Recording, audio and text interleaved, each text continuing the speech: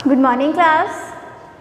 My name is Deepali Gupta. आज हम कर रहे हैं क्लास 8, सब्जेक्ट हमारा मैथ और चैप्टर चल रहा है हमारा 11।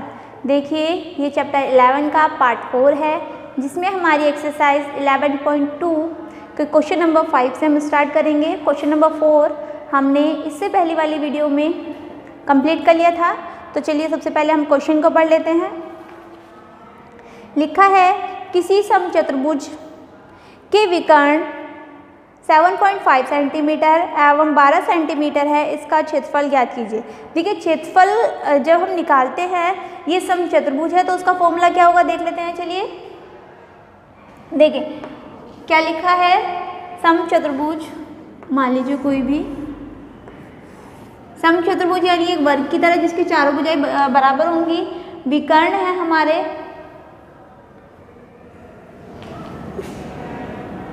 12 सेंटीमीटर और 7.5 सेंटीमीटर। ठीक है, तो सबसे पहले हम डालते हैं प्रश्न नंबर 5 दिया है।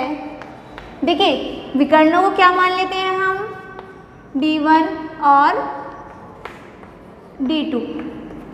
D1 कितना है हमारा 7.5 सेंटीमीटर और D2 कितना है 12 सेंटीमीटर। समचतुर्भुज का क्षेत्रफल का फॉर्मूला क्या होता है,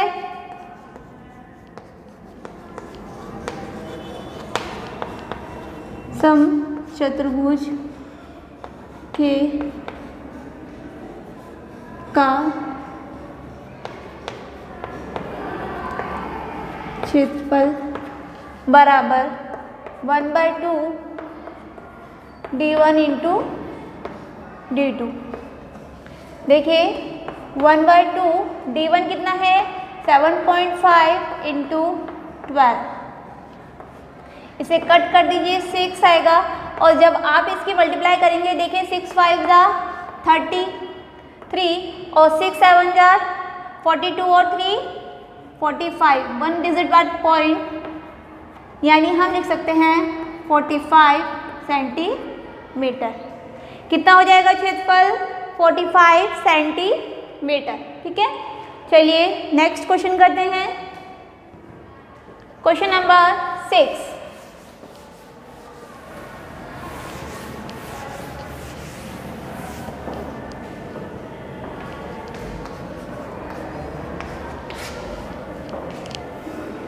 एक समचतुर्भुज का क्षेत्रफल ज्ञात कीजिए। देखिए समचतुर्भुज का क्षेत्रफल ज्ञात करना है, यानी क्षेत्रफल का फॉर्मूला क्या पढ़ा था अभी हमने, 1/2 D1 इंटू D2, जिसमें हमारी D1 और D2 विकर्ण की माप है, जिसकी भुजा 6 सेंटीमीटर और शीर्ष लंब 4 सेंटीमीटर है। यदि एक विकर्ण की लंबाई 4 सेंटीमीटर है तो दूसरे विकर्ण की लंबाई ज्ञात कीजिए। देखिए इसमें हमें D2 निकालना है। किस तरीके से निकालेंगे, समचतुर्भुज का क्षेत्रफल क्या होता है,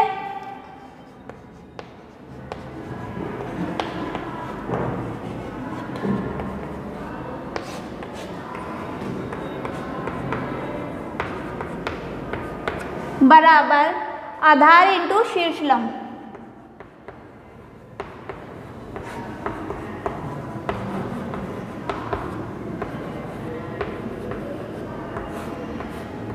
आधार कितना दिया है, देखिए हमें 6 और शीर्ष लंब दिया है 4।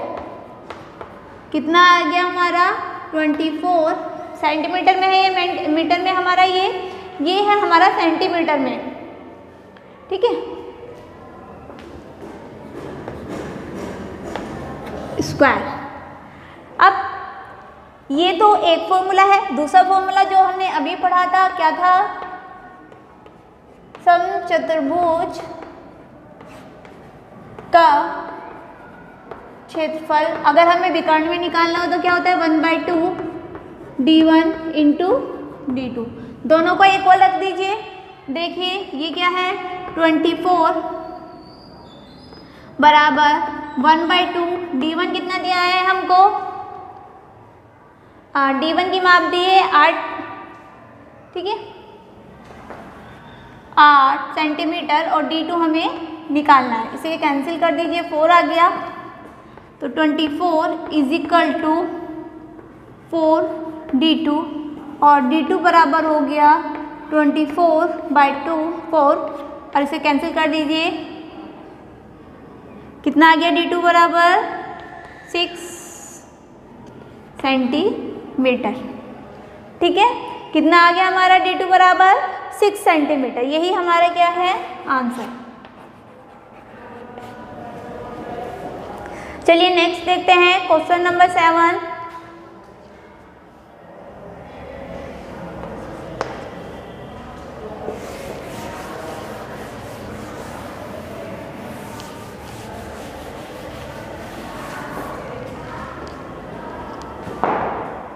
क्वेश्चन नंबर 7 में बोला गया है किसी भवन के फर्श में समचतुर्भुज के आकार की 3000 टाइलें हैं और इनमें से प्रत्येक के विकर्ण 45 सेंटीमीटर एवं 30 सेंटीमीटर है, लंबाई के हैं। 4 रुपये प्रति वर्ग की दर से इस फर्श को पॉलिश करने में व्यय ज्ञात कीजिए।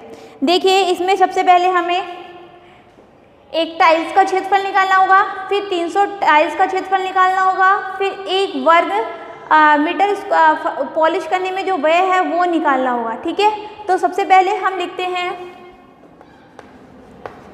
दिया है d1 बराबर, d1 कितना है हमारा 45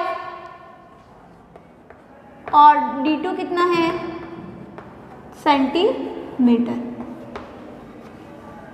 ठीक है, अब क्या निकालना है सबसे पहले एक टाइल्स का क्षेत्रफल, एक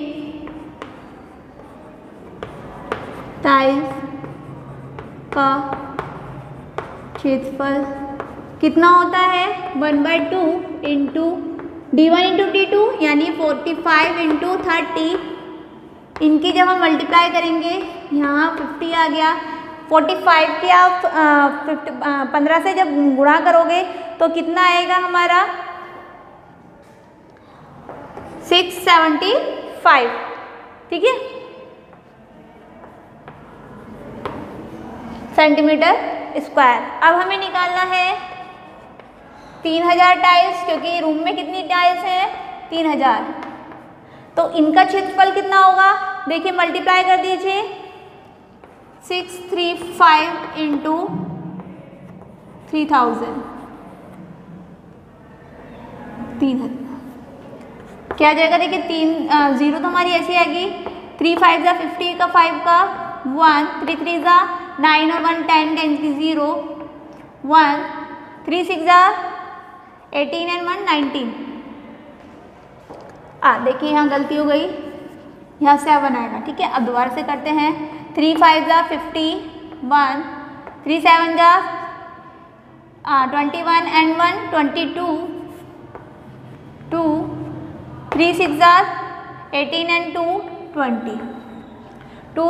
तो ये आ गया हमारा मल्टीप्लाई करके, सभी का ये आ रहा होगा। क्या है ये सेंटीमीटर स्क्वायर।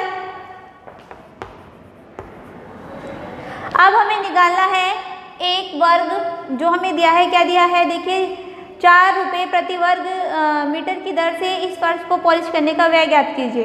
तो 1 वर्ग मीटर, 1 वर्ग मीटर फर्श को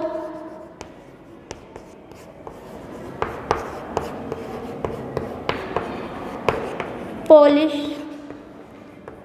करने में व्यय धन कितना है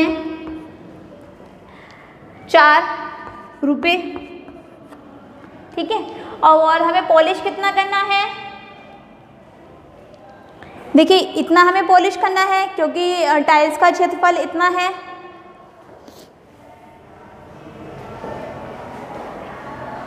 इससे पहले देखिए यहाँ पे एक चीज़ देखिए, हमने ये सेंटीमीटर में निकाला है और जो हमें व्यय दिया है प्रति वर्ग मीटर दिया है। ठीक है, क्या दिया है प्रति वर्ग मीटर। यहाँ समझिए थोड़ा सा, ये हमारा जो है वो सेंटीमीटर में है और हमें वर्ग मीटर में दिया है। तो हम क्या करेंगे, इसको डिवाइड कर देंगे किससे,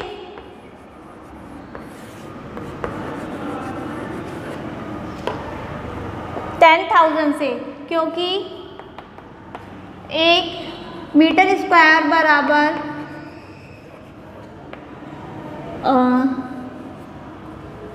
सेंटीमीटर स्क्वायर बराबर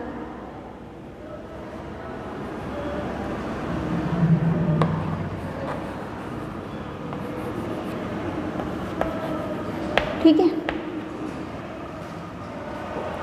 देखिए आप कहोगे कि 1 मीटर में 100 सेंटीमीटर होते हैं, फिर आपने मैम 10,000 क्यों लिखा, क्योंकि ये मीटर का स्क्वायर है, यानी 1 का भी स्क्वायर हो गया, ठीक है। अगर हम 100 का भी स्क्वायर करेंगे तो कितना आ गया, 10,000, ठीक है। ये चीज़ समझ में आ गई होगी आपके। अब हमें निकालना है, क्या था हमारा, 1 वर्ग मीटर फर्श को पॉलिश करने में व्यय धन कितना है, ₹4। अब हमें वो कितना करना है पॉलिश, अब इसे आप डिवाइड करोगे। देखिए यहाँ पे हमने क्या करा, इसको यहाँ छोटा करके पहले डिवाइड करके लिखूँ और इसे यहाँ लिख देती हूँ।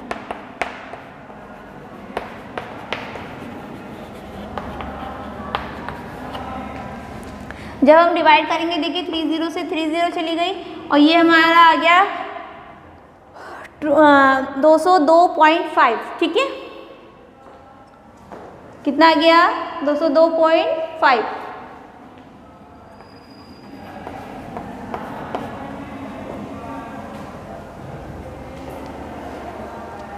अब हमें कितना मीटर को पॉलिश करना है, 2.5 वर्ग मीटर फर्श को पॉलिश करने में व्यय धन कितना हो जाएगा, मल्टीप्लाई कर दीजिए।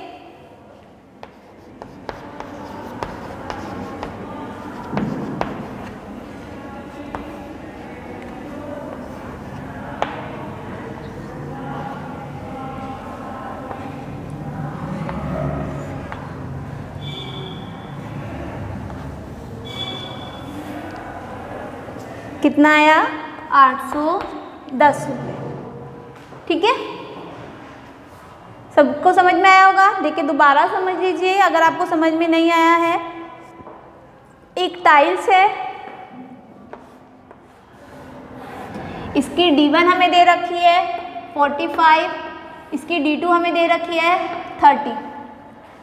अब एक रूम है जिसमें 3000 टाइल्स लगनी है और एक टाइल्स को अगर हम पॉलिश करते हैं तो 4 रुपये खर्च होते हैं। हमें बताना है 3000 टाइल्स को जब हम पॉलिश करेंगे तो कितना खर्च होगा, यानी एक टाइल्स को पॉलिश करने में नहीं, एक वर्ग मीटर को, ठीक है, एक वर्ग मीटर को पॉलिश करने में हमारे 4 रुपये खर्च होते हैं। तो हमने पहले क्या करा, एक टाइल्स का क्षेत्रफल निकाला जो हमारा आया 675 रुपये।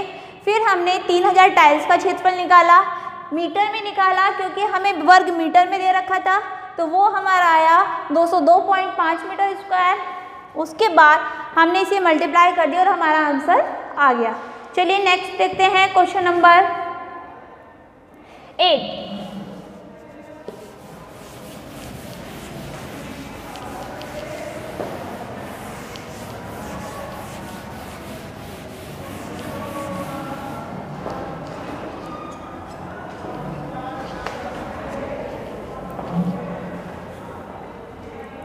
मोहन एक समलंब के आकार का खेत खरीदना चाहता है।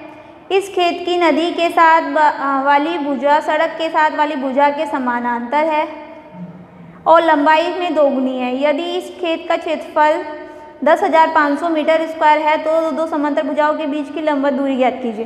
देखिए आपको ये डायग्राम भी दे रखा है कि ये आपकी नदी है, फिर ये आपका एक खेत है और ये आपकी एक सड़क है। ये क्या है, सड़क ये हमारा दूरी 100 मीटर और ये क्या है आपकी नदी। निकालना क्या है हमें, नदी के साथ वाली भुजा की लंबाई निकालनी है। ठीक है, तो सबसे पहले देखिए दिया है, क्या दिया है हमें, h बराबर 100 मीटर, और तो हमें कुछ नहीं दिया। अब हमें निकालना है, एक हमें क्षेत्रफल भी दिया है, समलंब के आकार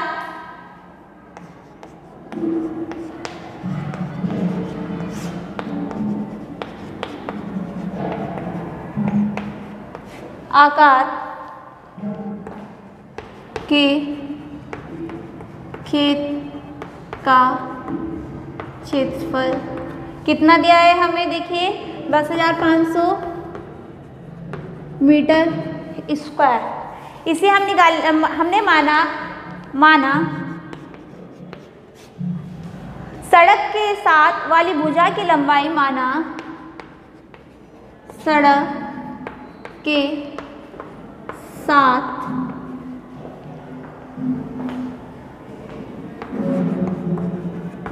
वाली भुजा की लंबाई x है। अतः नदी के साथ नदी के साथ वाली भुजा की लंबाई कितनी हो जाएगी, देखिए कितनी दे रखी है हमें, 2 गुनी है, यानी कितनी हो गई 2x मीटर लिख लीजिए, x मीटर है वो, ये 2x मीटर हो गई।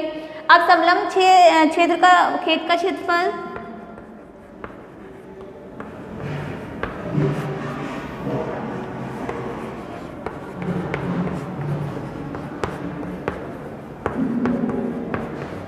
देखिए कितना हो जाएगा 1/2 a plus b into h। ये क्षेत्रफल हमें दे रखा है 10,500, 1/2, a1 कितना है हमारा x, a2 b कितना है 2x, और h कितना दे रखा है हमें 100। 2 से इसे डिवाइड कर दीजिए, 50 आ गया। अब इसकी कैलकुलेशन कर लेते हैं, देखिए 3x हो गया, 3x की मल्टीप्लाई कर दीजिए 150x।